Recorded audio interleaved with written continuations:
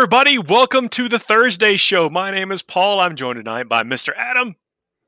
Hello. And Happy Mr. Dustin. Yeah, thanks for joining me. And thanks for being on the Frontline Gaming Network. Thank y'all for tuning in and watching us live. If you're listening to us on a podcast or something later on, thanks for tuning in and listening to us late. Welcome to the show. Yeah, we got a nice coming off the LSO. We're not going to do too much looking back, but I will say we got most of what we said was going to go down. We got clearance to look back. Normally, what we do on this show is we hype up events coming up. We talk about what you're going to see there, what we expect to do very well, and we highlight lists that we think that might be busting the meta, as well as the ones that may be the meta. But when we were leading up to the LSO, the Lone Star Open, hosted by Frontline Gaming, I went off amazingly well. I caught some of the coverage over the past weekend, and it sounds like we actually nailed the top 5 or 6 list correctly. We got pretty close. I mean, it was pretty easy to call some of the names that we might see, but calling the factions actually was harder than we thought. We did call, the top 5 guys in attendance. 3 of the top 5 guys in attendance made it to that final 4, but there was one guy in there who beat out all the Drakari players, who beat out all the Space Marine players. There was a Necron player that made it to the top 4, which I think blew everyone's minds. But we're being a little bit remiss. We're joined not by our usual pajama pants wearing, ruffian in Alan. We're actually joined by Mr. Dustin Henshaw. Hello, my brother. Welcome. How's it going? Thanks for having me on. I am not wearing pajama pants. I'm not wearing pants at all.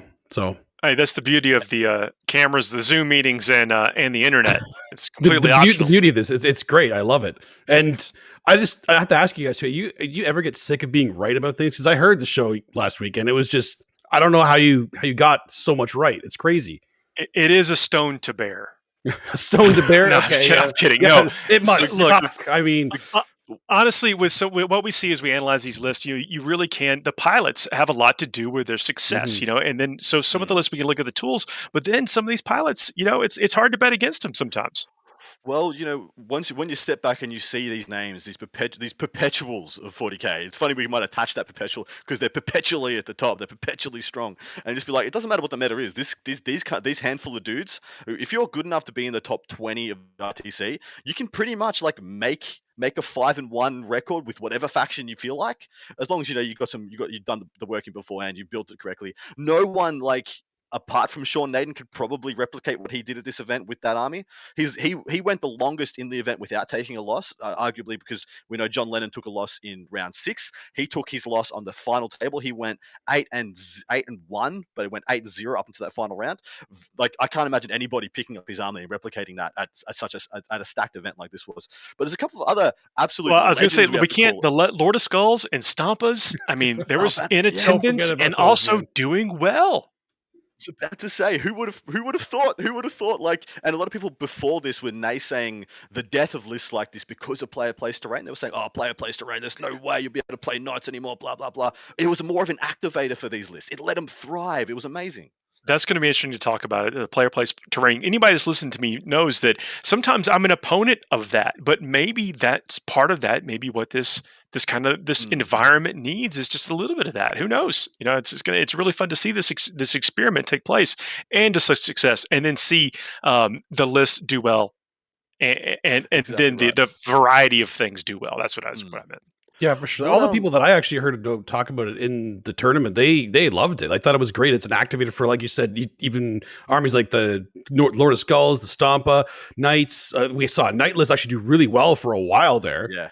And you can start to bring fortifications too, which is something that a lot of people couldn't even think about before. But now Lennon brings this freaking sanctum and just shows us, this goes all the way. Yeah, it goes all the way. It's crazy. It's so good.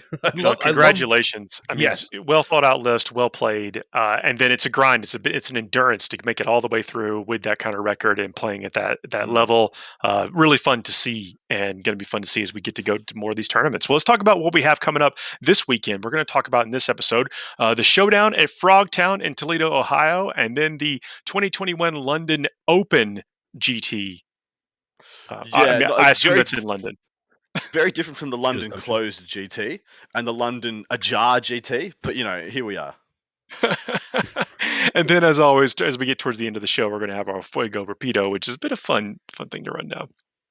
So, Adam, would you tell us what we're going to see at the showdown at Frogtown? Showdown Frogtown 65 player major. I don't know if this is a 5 or a 6 round event. I'm hoping it's a 6er or a 5. Well, we know it's at least a 5. But yeah, 65 player major, Toledo, Ohio. Some of the quick and dirty stats, just to give you guys the rundown.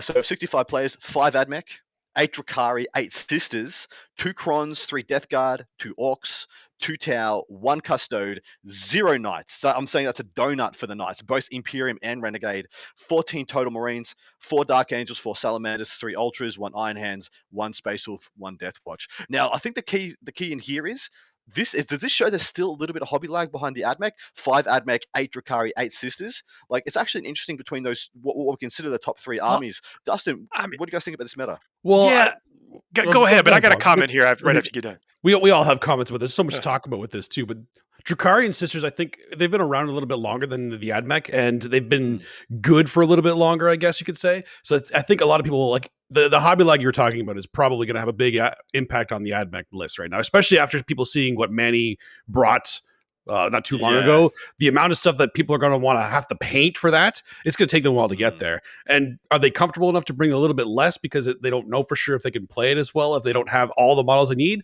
Maybe. But because AdMech haven't been around as long as like Drakari and Scissors, they're obviously going to be a little bit more popular. More people are going to have them. They're going to be ready. AdMech are still going to come. They're just now with the fact coming, are they going to regret spending the time to paint all this stuff, right? Oh, that's the eternal question. But with I don't think the hobby lag is the excuse anymore. I think that now it's established that they are basically the top dogs. And so what we're going to see in these Drakari and Sisters and other lists are going to be tools that have come to fight them, to combat them, different things that maybe that they've injected into their list. And I think that those codexes are deep enough to where they have the tools. I mean, I know we talk about codex creep and stuff like that, but you know what this really is a challenge for us to go back in and look at our tools and see what we have at our disposal. And I think that, I mean, Drakari and Sisters are one of the prime with depth in their book to be able to bring what they need to fight the AdMech, and that may contribute down to lower. I think the fact that the AdMech exists, and maybe this has to do with this environment too. Like this is an area I know a lot of the players. I don't know if they're all at this event, but they have traditionally been players of these types of factions that we see representative in what you said. But definitely the what's at the top right now is going to push down what the Knights.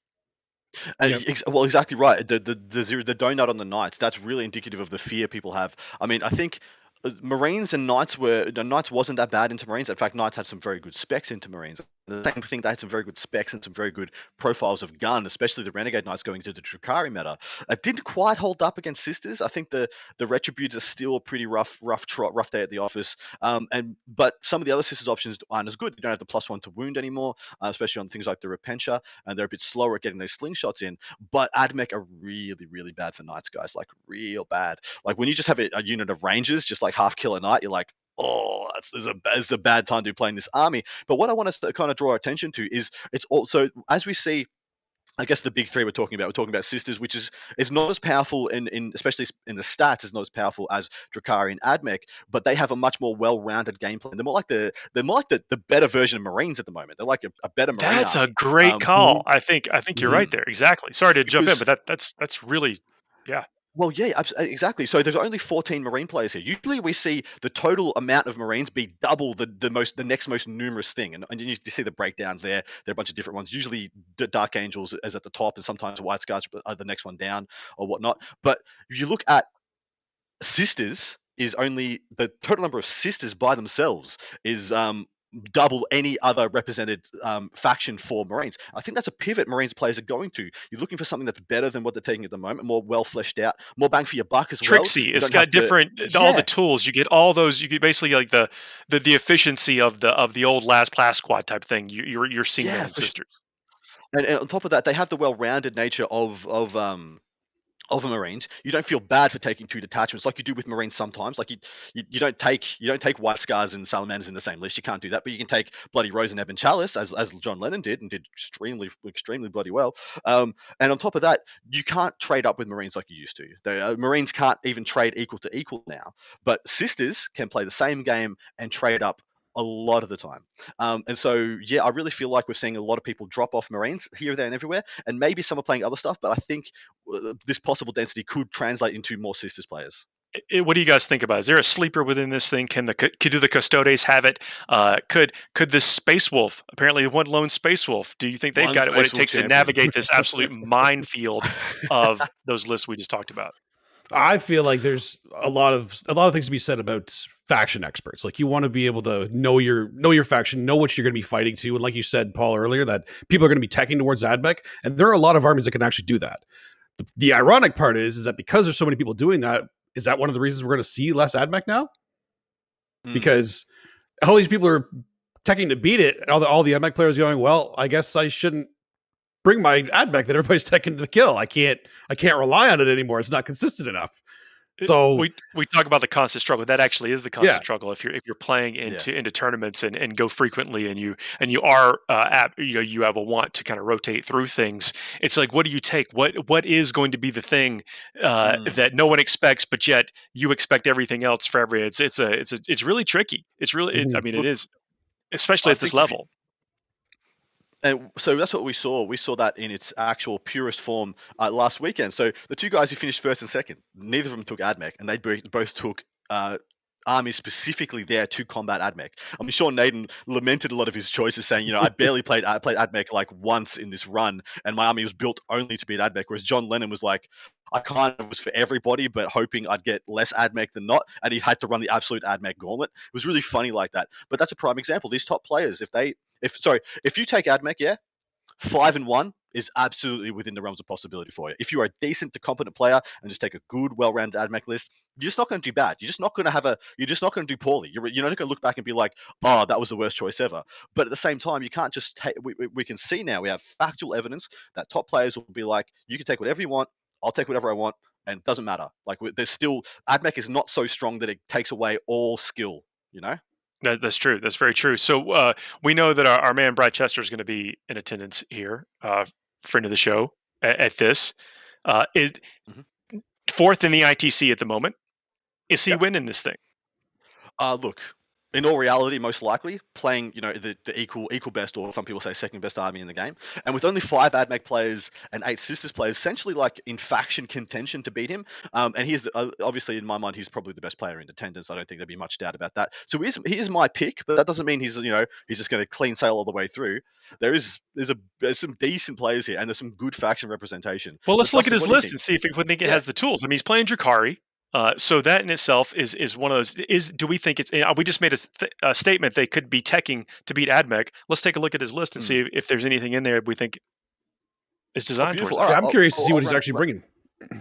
All right, let's run it down. So he's got his traditional triple patrol, as you would, and reading out a Drukhari list. We know on this show, reading out a Drukhari list, it just keeps going. So it starts off with a Cult of Strife patrol. He's got a Succubus, competitive edge, triptych whip. He's got a unit of witches. Looks like it's a 9-man with a single Shardnet Impaler. It has to be a 10-man, sorry, to get a Shardnet Impaler.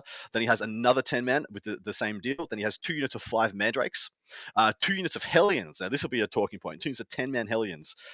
Definitely worth talking about there. Then he's got another patrol. This one is Poison Tongue. A little bit of interesting tech here by Mr. Chester. This starts off with a Court of the Archon, 4 Slith, 4 Urgles, and Archon with Splinter Genius, as of course, and Tolerated Ambition. Then he has a unit of Trueborn, as you expect, Double Blaster, Dark Lance, 2 units of Incubi, a unit of Scourges with just Shredders, so you're thinking Action Monkeys, and then 4 Dark Lance Raiders. Then his last attachment, this one is also Cult of Strife, another Succubus with Razor Flails, another unit of Witches, this is a small one, just 5-man, a last unit of Incubi, and a unit of 3 Reavers. Now there's a little bit to unpack here, because he's gone off the beaten track in some ways, and I've got some reasons why I think why, but what are your gentlemen's hot takes? So many units. That's Drukhari for you, right? He's actually known for taking his Hellions. So I think every list that he's brought for Drukhari lately, he brings his Hellions. He loves those when he remembers to put them on the field. Because I remember there were a couple games against, I think it was Donavati, he played one that they both forgot a unit or something. It was a recent one. So, but he's used to those. Like, he knows how to use them. And with the Strife, they get the reroll wounds. Like, they're devastating. They can do so much damage. Yeah, and they're fast really too. Really strong. And that's what. And I assume you guys are the same as me. That's why he's taken the small unit of Reavers, yeah, because they had that strat to give them both +1, so extra movement and extra charge and stuff. Yeah, I would. It's a tech piece for sure. They have. I haven't seen too many people use min squads of Reavers. Normally they will go like pretty heavy into them. I'm curious to see what his plan is with them, if he wants to eat Overwatch with them, or if it's, but he doesn't need to because he has witches to do that with. So I'm curious to see what his Raiders. Yeah, he has so much stuff. He doesn't care about Overwatch. Yeah. So I mean, I'm curious to see what he actually is going to be using them for. Obviously, they're just small. They still do a little bit of damage with what they have. Do they have any special weapons in there? I didn't hear any. 3-man. Yeah, just stock, right? 3-mans with blade vein, 2 blade veins. So is he going engage in matchups that he can't do? Herd the prey. I don't know. I think it's a testament to his list building here. He's found a way to spend 136 points on the Court of the Archon. Yeah.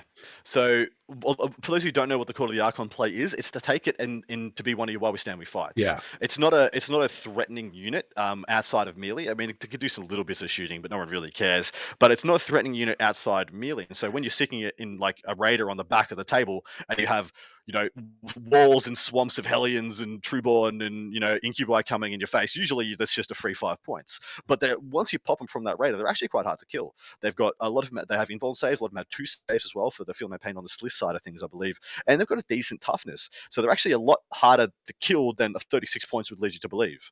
Well, it's 136 points, but they score points in the game and win, and also there's really no upside to destroying them during the game. You're being threatened by everything else, and these are completely non-threatening. You have to almost divert attention away from the thing because he has enough movement to be able to play from early in the game. Could be as early as round 1, definitely round 2 of playing the rest of the game in your deployment zone. And you have to just basically distract yourself from all that threat to try to deal with something way down range. It's not a good value proposition. Yeah, absolutely. No, you're absolutely right. Absolutely that's the thing with Drukhari too. They actually have a huge value proposition in terms of the while we stand we fight, because they have some good units like the Court of the Archon and even just Jazar, like we saw in the LSO over the weekend when he was just putting it all in a raider. You can even get a raider, the raider that carries them, to be expensive enough because of all the crap you can put on them. You can put so many things on them. It can be the while we stand trophies on that. While carrying your 2 while we stands and keep it off the board. Now another interesting thing he's done is he's taken Poison Tongue instead of taking Blackheart, which I think is a great thing that a lot of people should start looking into now, especially when Blackheart's become this known quantity. There's starting to be little bits more. I'm starting to see more bits and pieces here and there that stop rerolls, like things like Disciples of Bellicor, if you do have to run to that, where you just don't get any rerolls to hit. So, why are you taking Blackheart? But do you guys know what Poison Tongue does? I do. Hit us. It's got a Warlord trait.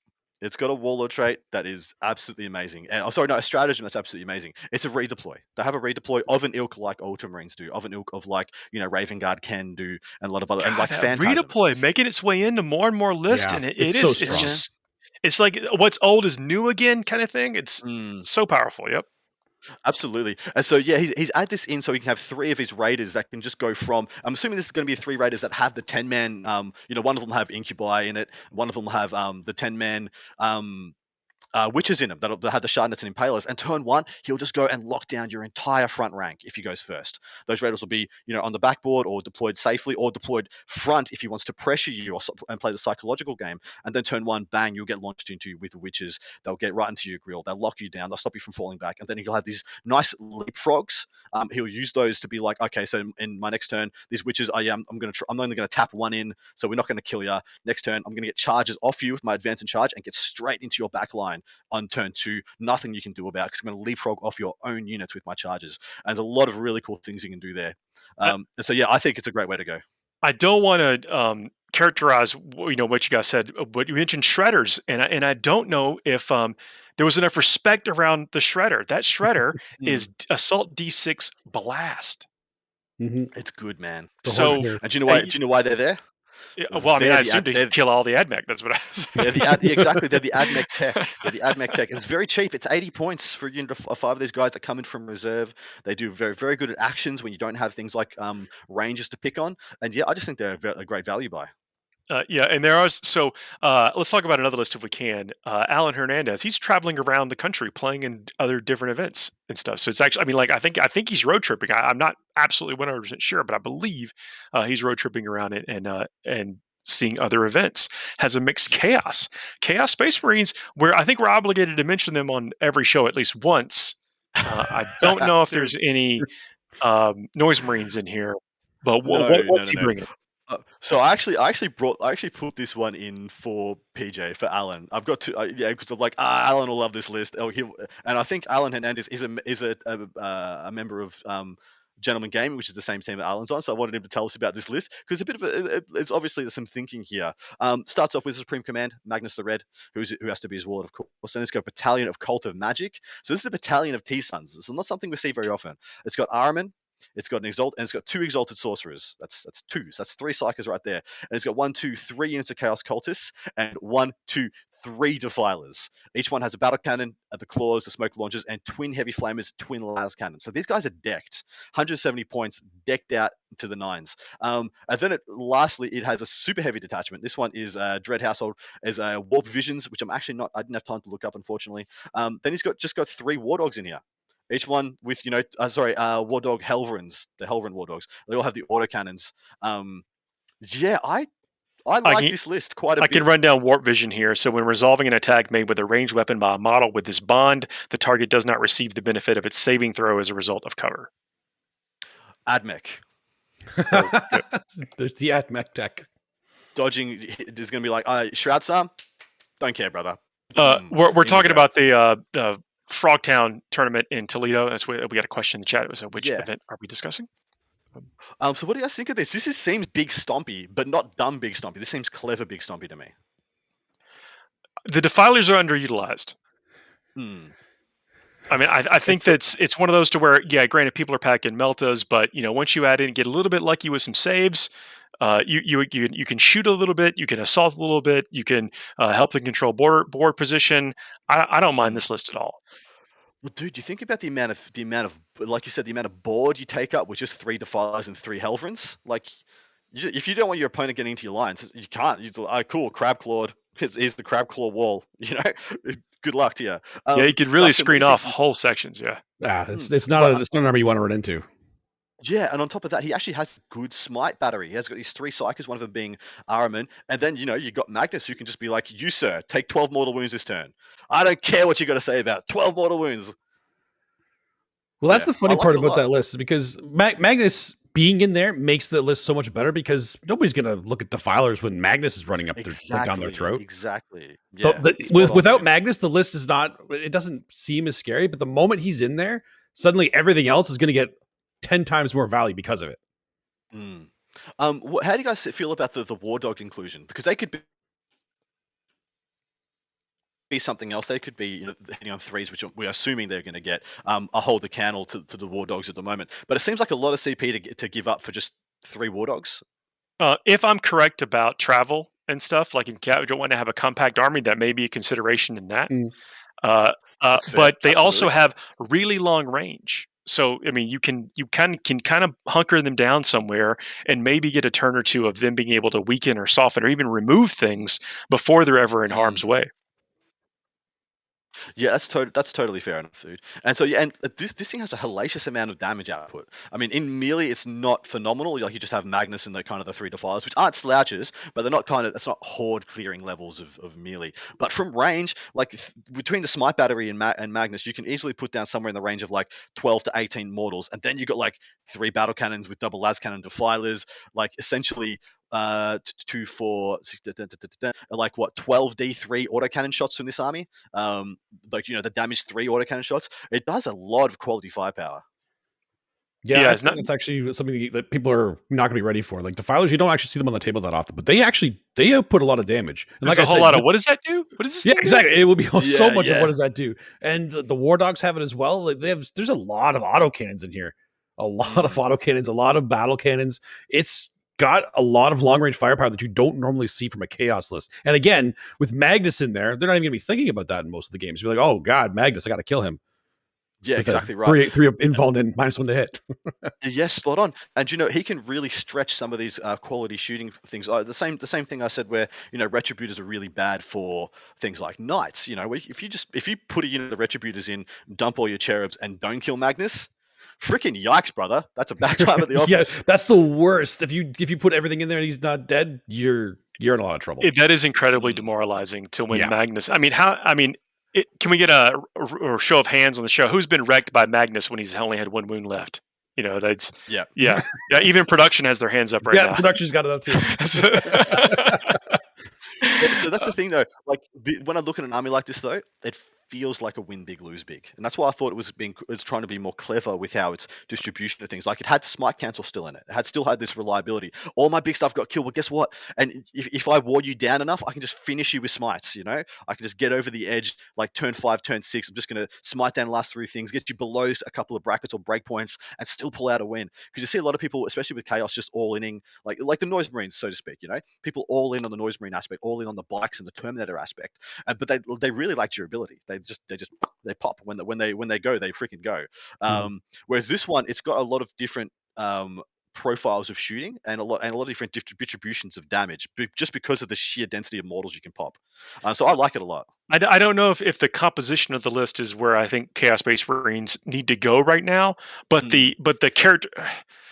The theme of the characteristics of the list, I think, are right there. Is like I need something durable. I need something that can compete in multiple range bands, and I need to be able to score some points and also do a lot of damage. And the list can do that. Yeah, this list will do it in spades too. And I think the only thing, like, I am not a big chaos player myself. I always, when I design my list, I make sure I have all my secondaries in mind. I'm a little concerned of which secondaries he's going to go for. Obviously, he has a plan because he's been thinking about this for a while. But I mean, you want to be on the back with this army a lot. You can push forward with Magnus, so maybe you can go for like an engage and hoping you're getting some kill secondaries from your opponent. That's the only thing I'd be concerned about, because the list is really well designed from like the list itself. It's the points is where I want to see where he gets it from. Yeah, so I'm assuming he's going to be betting he gets an auto 15 on one of the psychic secondaries. Like he has a density of psychers here that you're going to be like, can I afford to like try and stop him getting secondary points when he is smiting me 4 times? Does all that crazy stuff first. Yeah. And then some little chump in the back's like, haha, 3+3, and I got 3 points. Can you really be like, oh, well, I'm going to hold this 1 deny I've got, this 4+ deny I've got for being whatever, and not try and stop the super smite, not try and stop the 3+ invuln or the -1 to hit. It's really kind of drawing that elastic band on your opponent, being like, how, where's your courage? Can you like hold the line?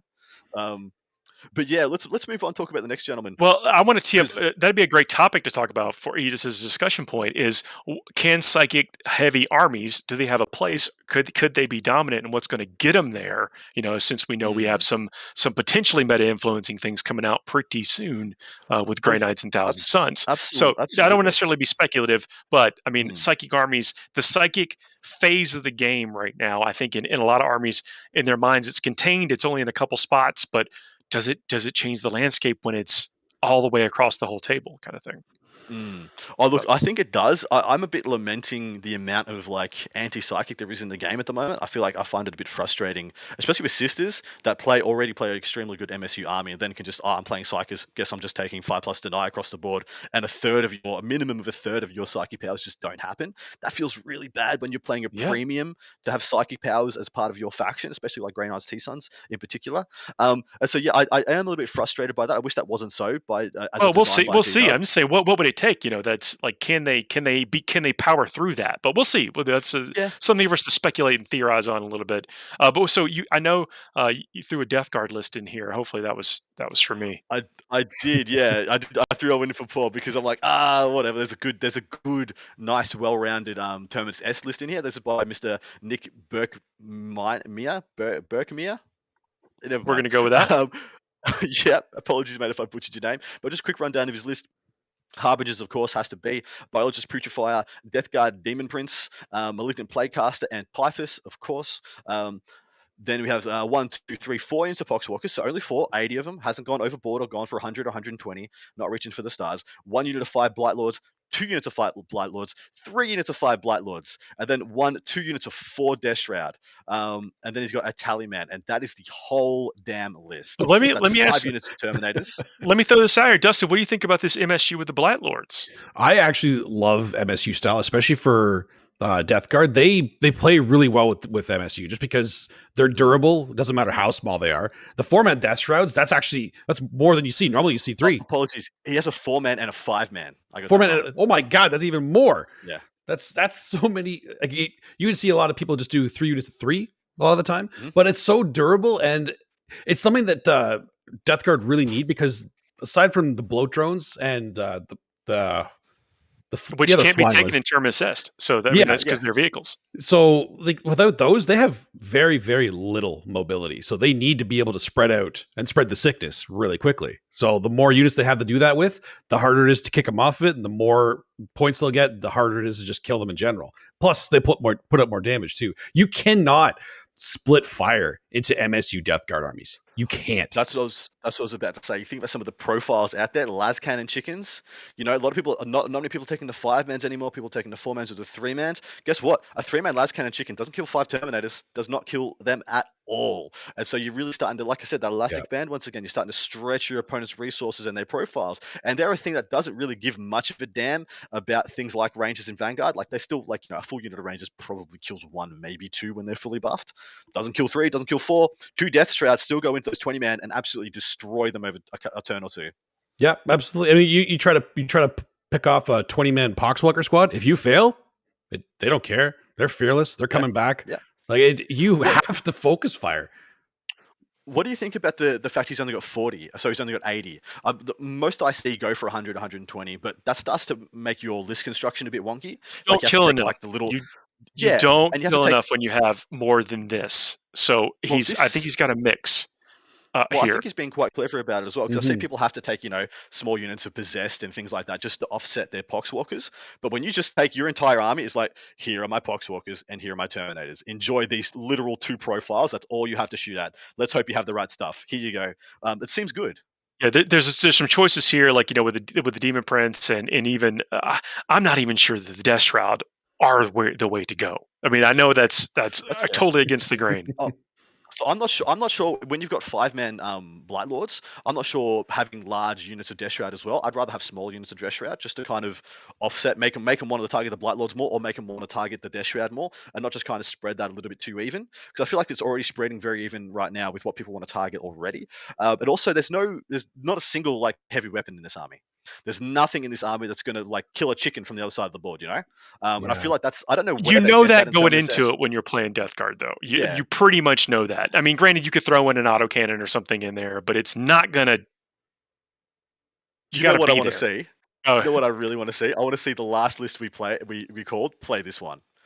All the Defilers and the War Dogs and Magnus versus this one. The guy's like, oh man, I've got so much quality shooting and all these mortal wounds that are just going to go into Poxwalkers. And the other guy's like, wow, I don't have a single las cannon to try and do anything to these Defilers and things. And it's just going to be like, God, this is so awkward. What I do love about this list is that Spread the Sickness is basically guaranteed points. Every single turn, every round of the tournament, you're going to get those points because you have enough units to where, like you said, if they have to spend all their time shooting down 1 unit of Death Shroud or 1 unit of Blight Lords or whatever, which they will, they'll have to devote all the fire to it. Otherwise, it's just got 1 or 2 models hanging out, and you don't care.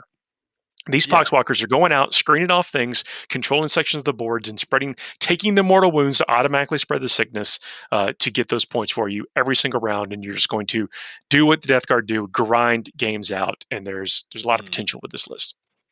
Yeah, agreed. So who do you think's winning this thing? I mean, you can't really go past Chester. I looked through all the rankings, and Chester's the only guy in the top 20 in attendance to this event, so it's hard to say that Chester's probably not going to win, seeing especially what we said about LSO. This area has tons of great players. I tell you, it is anyone's game. Yeah. Now, I'm going to go with Chester for the reasons that we've described, but it isn't because of his rank in the rankings. I think that knows his list, knows has done all the homework, knows everything that you would expect from someone going into this event trying to win. But I do not think it's going to be an easy road. Yeah, for sure. I have to go with Brad Chester as well. I mean, it's Brad Chester. I've seen him play. I've heard him talk about his Drukhari list specifically. I've heard him talk about just how he plays in general, and I just love the way he thinks. I love the way his list is designed, and I know that he just has the skills. It's not like Paul said, it's not because he's bringing Drukhari. Obviously, that helps because he's used to it, and it's a top army, but he's just such a good player, and the way he thinks about the game is just on another level than a lot of other players. There's a ton of great players here. Brad Chester is he's experienced too. He's really good. Yep. I don't know if we have time to dig into much of the faction breakdown of the list from the London Open GT, but we did start a little bit later, so I'm cool with burning a couple minutes if you'd like. Let's do it. Yeah, so this is a 35 player GT in London, England, of course. Quick and dirty stats here: 3 Admech, 2 Drakari, 3 Sisters, 1 Necrons, 2 Death Guard, 1 Orcs, 1 Custodes, I think it's 1 Renegade Knights, even though I said it incorrectly here. 1 Demons, only 8 total Marines, 2 Dark Angels, 2 White Scars, 2 Space Wolves, 1 Blood Angels, 1 Iron Hands. This is a really, really even spread meta, like ridiculously even spread. When I was typing it up, I was like, there's like no more than like 3 of anything. There's no more than 3 of anything at this event. Like, how cool is that? That's a nice mix of. I mean, it's going to look good with the displays and people. I mean, you have to imagine it's going to make some themey matchups and stuff. I'm actually I like the spread. I think the spread is amazing. What do you think, Dustin? No, it's perfect. I love it. Just 3, 2, 3, 1, 2, 1. Like it's the perfect mix. I'm sad that you don't mention the GSC and Tyrann isn't here, Adam. Come on. This is why you bring me on. And you don't talk about Tyranids or GSC. I have to speak for all of us now. I think that was 1. There's 1? All right, that's the guy that's going to win it right there. I hate to say this, there is not. There is no. There is not. Oh my god!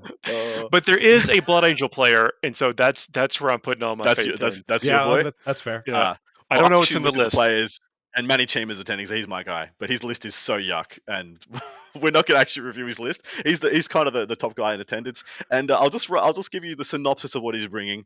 115 Rangers in Vanguard, 4 blocks of 20, 3 units of 5, 3 single las cannon chickens, single guys, 3 units of raiders, and 2 Scorpius disintegrators. That's pretty much the list. That plus supporting characters. And it's yuck. It's yuck as hell. Just put it out there. So we're doing this show on the eve of the promised AdMech fact that we got teased in a Warhammer community article. So if there's anyone out there that's listening and rolling their eyes at some of the things we've said about AdMech, we don't know what's going to happen, but something could be different. For sure. You know, but still, you know, what we've spent a lot of time talking about is the fact that this is an evolving thing. It's a living, breathing ecosystem of a meta, and it's cool seeing how folks try to tackle this. And we've seen some of that. And I know we kind of just picked out lists at random or somewhat random to read, but not everyone's taking the same stuff out there. There's a lot of variety, a lot of generalship that's still left to be had in each and every game. Yeah, agreed. I did pull out 1 list at random from this just because I wanted to check in. When we don't have a lot of top players or in the rankings to really deep dive their list, I just cherry pick some ones that I like the look of. And sometimes I want to check in with factions that I don't think are getting a lot of love. So I pulled out a gentleman named Alan Perkins' list. And this is Custodies. If you're happy to run through it, guys. Yeah, let's do it, and then with do the Fuego. It's Custodies. It takes like 5 seconds. He's got Shadow Keepers, 2 Dawn Eagle Jetbike captains, 1 with Captain Commander, Indomitable Constitution, and Spirit Creation. So he's the fridge. He's literally the fridge on a bike. So hard to kill. And then the other one has a Lock Warden, which I think is the he's got Eagle's Eye, which is the 3+ invulnerable save, and he's got a Misericordia. Both have salvo launchers, which I think is very key in the current meta.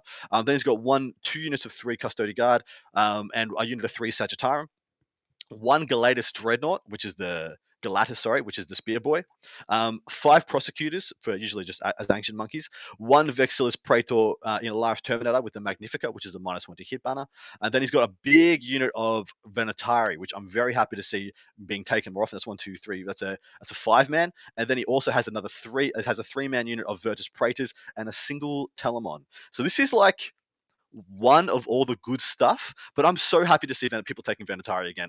They dropped off because of things like Dark Angels and Death Guard. The -1 damage just made them feel really bad, but I feel like everything I've seen from everything from Drakari onwards has been good again for the Venatari. Like, they're so good into Dark Elder, guys. It's really crazy how good they are there, and they're so amazingly good into AdMech as well. That Lock Warden trait, it makes him basically a character killer. So when resolving an attack made by a character model against this warlord, subtract 1 from the hit roll. When resolving an attack made by this warlord against an enemy character, subtract 1 from the saving throw, including invulnerable saves. That's really key. That's really nice. So, what do you think about this list, Dustin? If you know much about Custodes. I do know a lot about Custos. Actually, one of my co-hosts plays them for a little while when he was reading about them. So I played a lot of against a lot of Atari because he loved them and he had I think 10 in his list a lot of the time. They're actually really good, and I think you were right on the money when you were saying they disappeared because of all the -1 damage out there. But we're seeing a lot of the -1 damage kind of not disappearing, but it's becoming a little bit more by the wayside while we see more Drukhari and AdMech coming down. And to be honest, the 2 damage actually does kind of help against the AdMech Rangers because then they won't get that extra save, right? Exactly. So they're actually very valuable against that too in the AdMech list. So they're anti-AdMech tech too, and obviously the Telemon is just they're so good. Oh, we're talking about the Kinetic Destroyer, which is 18-inch pistol 2, strength 6, neg 2 AP, damage 2 weapon. That's the one. And you can shoot it twice, guys. And it's got exploding. It's got exploding 6s, doesn't it, Paul? 6s to hit an extra hit. Each time an attack is made with this weapon, and an unmodified hit roll of 6 scores 1 additional hit. Yes. So when you got a unit of 10, you're shooting essentially 20 shots. Yeah. So unit of 5 shooting twice, 20 shots, hitting on 2s, re-rolling 1s because you got a shield captain nearby. Odds are with between the exploding 6s, you leave enough left of that 20-man ranger unit that they take morale and like they're gone. You don't care about them anymore. But what I really like them for, what I love them for, is one of the things that I've always said about AdMech. If you can't remove 20-mans, if you don't have a unit of like Plasma Inceptors, and you're just like, here's your 20-man, goodbye 20-man, take off like 7 to 11 from every unit.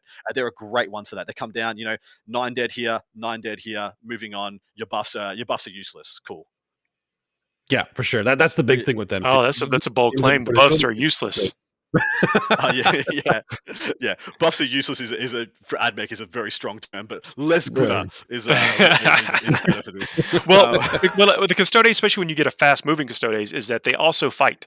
So they got some decent shooting. Whether it be in the form of this, that, and the other. But then when they get stuck in, they're going to stay stuck in and do tons of damage. I think it's a good choice. Good choice. It's a really good choice. Yeah. I like the rest. I like a lot of the other inclusions as well. I like the single Galatis Dreadnought as well. I like the single Telemon. I saw some people running 2. I saw a crazy man running 3 Telemons do very well. I'm like, I just feel like they're just too many points to do that in a lot of metas. You're just going to, if you play against an MSU army, you're just like, cool, you lose. It's a bit rough. The single unit, but they look so cool though. They look awesome, and so you want to cool. So good.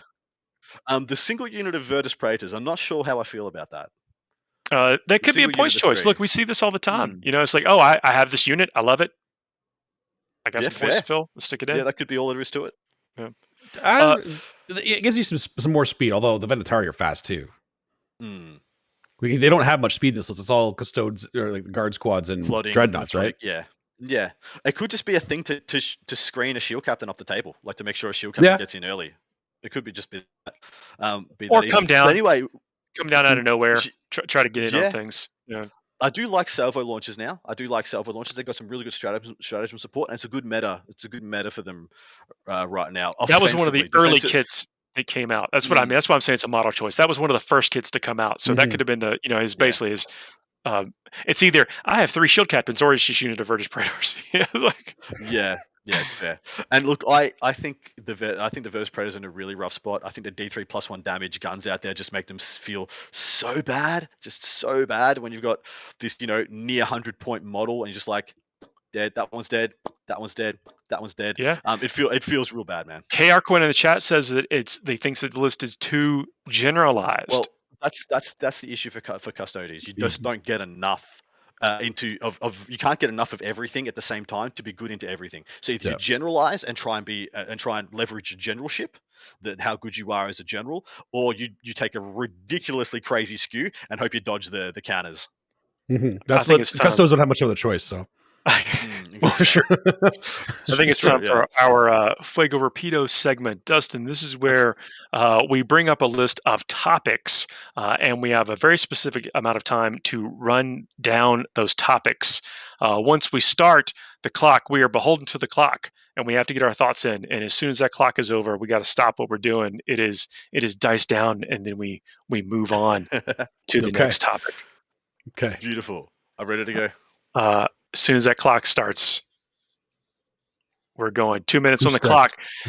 Is player place terrain going to ruin 40K, or is that the way of the future? We'll go ahead, since you are our guest, Dustin, we'll start with you. The way of the future. I love how it looks. It's going to be great for every piece of the the game right now. I think it's the best thing ever. I really do. I love it. Definitive. Yeah. I can't talk much more about it. Yeah, Adam, what do you think? I love it. I love it a lot. I feel like 40K has lost a lot of the little competitive interplay portions of the game. You remember 6th, 7th edition, 8th edition, where it had player-placed objectives? There was a lot of nuance to that metagame, to that game with your opponent, that psychological play. And I feel like, especially with the loss of having to be able to customize your army pre-game, like we used to be able to do, I was playing against this guy, I'll take this strat and get this warlord trait and this stuff and this stuff. A little bit more interplay between you and your opponent again. And I feel like we lost all of that until we got player-placed terrain back. Now we have a little bit back where you can be like, my concept of how thick this game is going to play is different to my opponents, and I can represent that by where I place my terrain and how I conceptualize this thing. So I love it. I think it's a great thing. This is, I think, it's a skill thing. It's one of those to where in editions past, I've seen games won with that first piece of terrain placement. But a lot has changed since that has happened with the dynamic of the game, the killingness of the game, even the fact that the terrain has traits that we can assign to it or will be assigned to it by the TO has a big factor of some of these things of how it engages interacts with the table. And if the armies are going to continue on this trajectory that they have, maybe, and that interplay between at the start of the game that you're talking about, maybe the fact that we, our warlord traits are defined or psychic powers are defined or whatever, maybe this is the interplay that we need to help balance that out. I don't know that to be true. Yeah.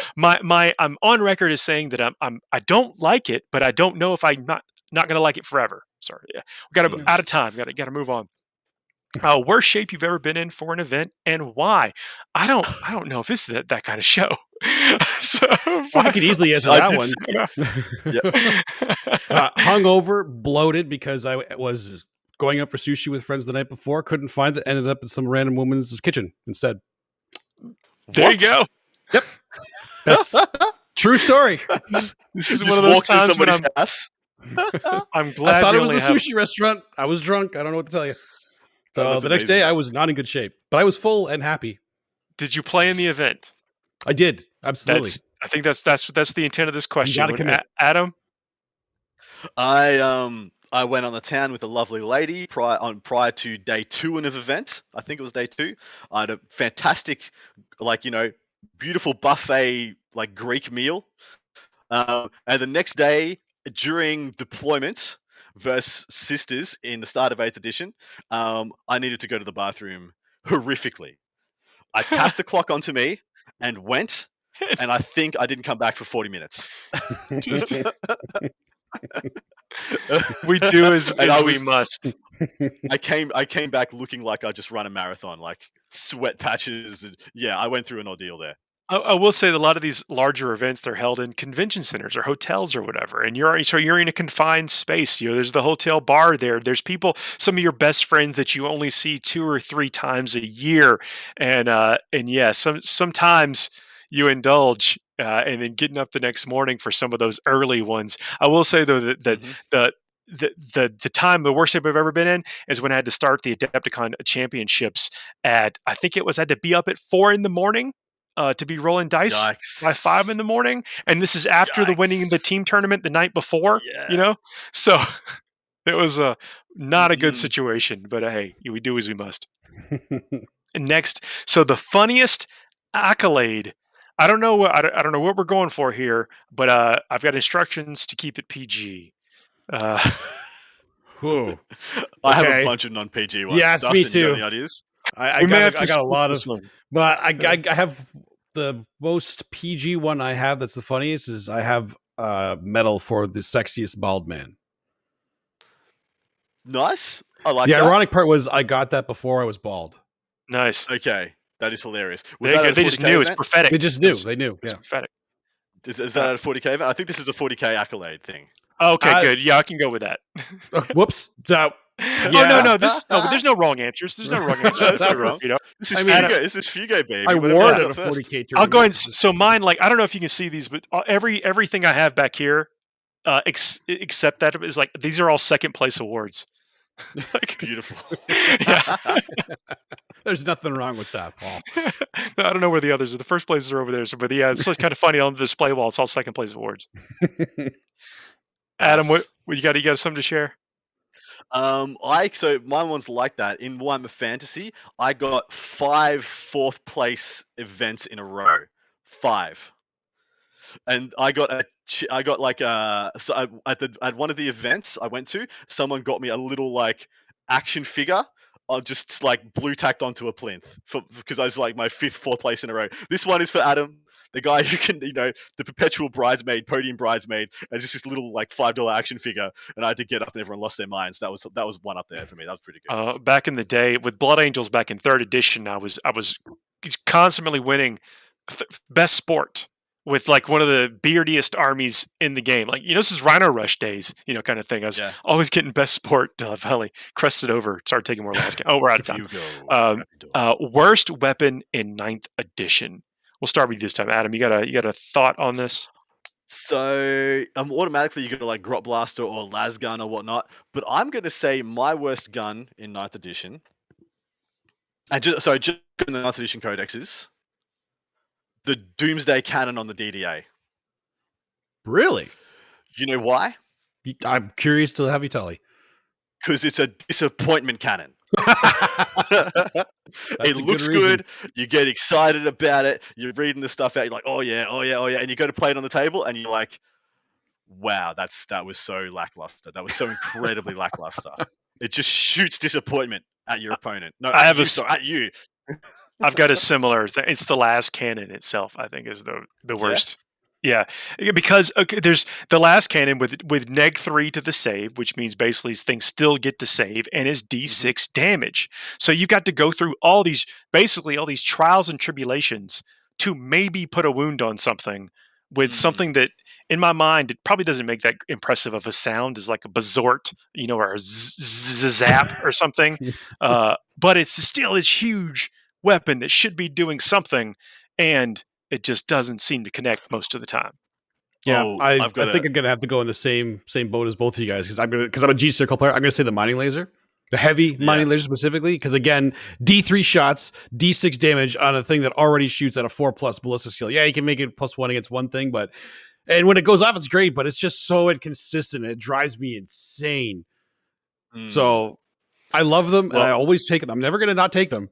These are streaky, right? Some days they're just going to all roll 6s, and you're just like, what? Someday they're going to all those models.